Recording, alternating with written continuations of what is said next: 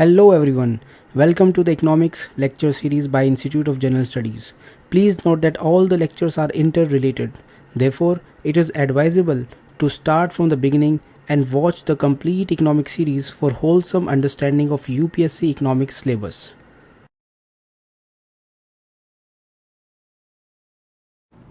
Hello everyone. So let us start with the index number. What are index numbers? Index number is a statistical tool which is used to measure the change in any variable. जैसा कि आपने अपने high school में पढ़ा होगा statistical tools like mean median mode, वैसे ही one of the statistical tool is index numbers. ये जो वेरिएबल है ये कुछ भी हो सकता है. For instance the variable could be price of an commodity और for that matter it would also be quantity or population, etc. So this variable could be anything, and index number is a statistical tool which is used to measure the change in any variable. मान लीजिए एक product है, for example there is a pen, और pen के price में कितना change हुआ है आपको ये मेजर करना है. प्रेजेंट प्राइस जो है पेन का दैट इज़ ₹25, और आज से एक साल पहले 1 year back the price of the same pen was ₹20. तो परसेंटेज चेंज इन प्राइस कितना हुआ? Percentage change in price that will be 25 minus 20 divided by 20 into 100 percentage, it will be 25%. तो यहाँ पर दो चीज़ें बड़ी इंपॉर्टेंट है.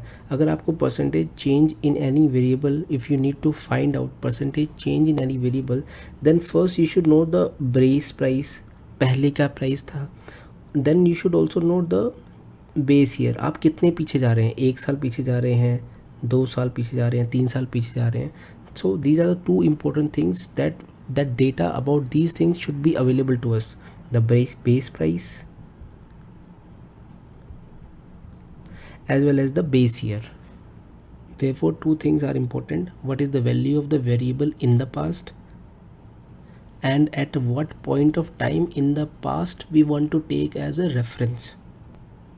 And these two things are known as reference time and reference number. Reference time को हम बेस ईयर बोलते हैं और रेफरेंस नंबर हम 100 लेते हैं. अगर हमें कोई इंडेक्स कंस्ट्रक्ट करना है तो हमें बेस ईयर लेना पड़ेगा, and conventionally we take base value as 100. There are different types of index numbers. For example there is wholesale price index, there is index for industrial production. There is a specific way of writing these indexes. For example WPI index is written as, WPI जो है वो wholesale prices में जो changes होते हैं उसको major करता है. इसको लिखने का तरीका है WPI colon, then we write the base year which is 2011-12, and then again colon and then the reference value. June 2022 के अंदर as per the government data the value of WPI is 155. इसका मतलब ये है कि जो होलसेल प्राइस 2011-12 में 100 रुपये था, अब होलसेल प्राइस वो 155 हो गया. That means there is a percentage change of 55% in the wholesale prices. So the wholesale prices have increased by 55% since 2011-12. इसी तरह जो IIP है that is the index of industrial production, IIP, इसका भी base year जो है वो 2011-12 ही है, एंड जो बेस प्राइस है वो 100 है. मार्च 2022 के अंदर IIP was 148. So March 2022 the IIP value was 148. इसका मतलब ये है कि मार्च 2022 के अंदर जो इंडस्ट्रियल प्रोडक्शन है that has increased to 148 in comparison to 2011-12. So the percentage increase is 48%.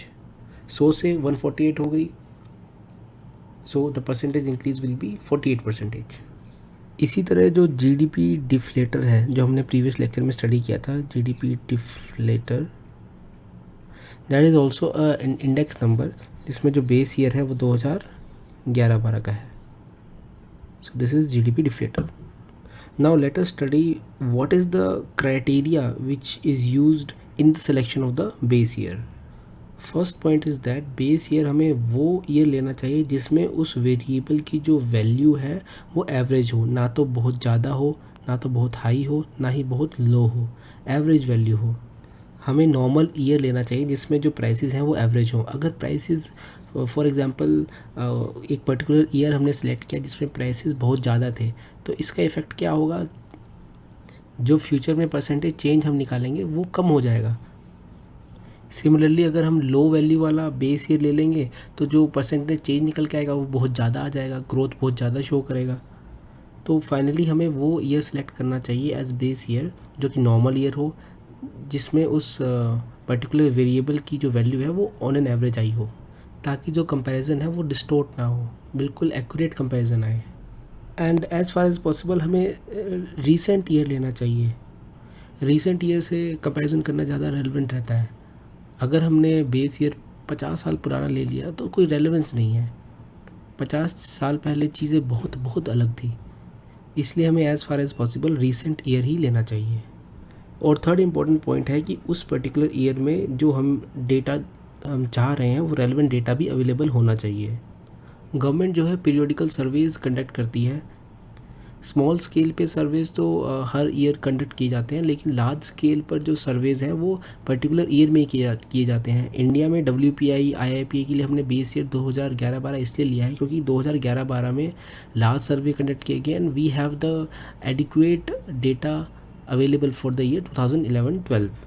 साथ ही साथ 2011-12 was a normal year and as far as possible it is also a recent year. 2011-12 relevant है बट इतना ज़्यादा recent अभी नहीं है, तो government may revise the base year in near future. Mostly this base year will be revise to 2017-18 क्योंकि 2017-18 का data हमारे पास अब रेडिली अवेलेबल है। एक इम्पॉर्टेंट चीज़ है जो आपको याद रखनी है जिससे कि आपको फ्यूचर में कन्फ्यूजन ना हो। आए दिन न्यूज़पेपर में डेटा आता रहता है कि इंडिया की जीडीपी ग्रोथ इस साल 7% रही, 8% रही, एट्सेट्रा।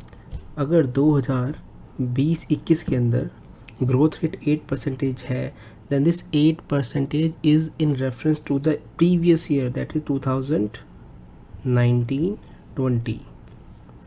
आप कंफ्यूज मत कीजिएगा कि ये जो 8% है ये 2011-12 या किसी पर्टिकुलर बेस लेके उसके कंपैरिजन में किया गया है। नहीं, जब भी हम ऐसे फिगर्स लेते हैं तो ये प्रीवियस ईयर को बेस मान के हम कंपैरिजन करते हैं। जब हम किसी इंडेक्स की बात करते हैं तब हम बेस ईयर कोई रीसेंट पुराना बेस ईयर लेके चलते हैं जिसका हमारे पास डेटा अवेलेबल हो। बट इन नॉर्मल पार्लेंस जब हम ग्रोथ रेट की बात करते हैं then there is always in comparison to the previous financial year.